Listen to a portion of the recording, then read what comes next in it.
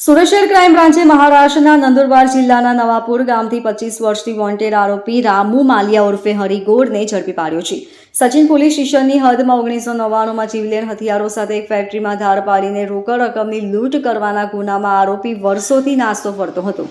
રામુ માલિયા જે તે સમયે સચિનના સ્લમ બોર્ડ વિસ્તારમાં રહેતો અને મજૂરી કામ કરતો હતો. તેણે સાગરીતો સાથે મળીને સચિનની જસ્મીન સિલ્ક ફેક્ટરીમાં લૂંટ કરવા માટે યોજના ઘડેલી.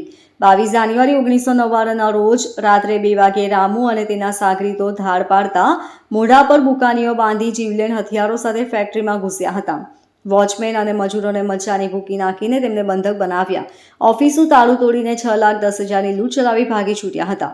1999માં ગુનો નોંધાયા બાદ રામુ માલિયા અન્ય રાજ્યમાં પોતાનું નામ અને ઓળખ છુપાવી મજૂરી કામ કરી રહ્યો હતો. તે છત્તીસગઢ, તેલંગાણા અને મહારાષ્ટ્રમાં વારંવાર સ્થળ બદલતો રહેતો હોવાથી જેનાથી પોલીસ તેને ધરપકડ કરવામાં નિષ્ફળ રહેતી હતી.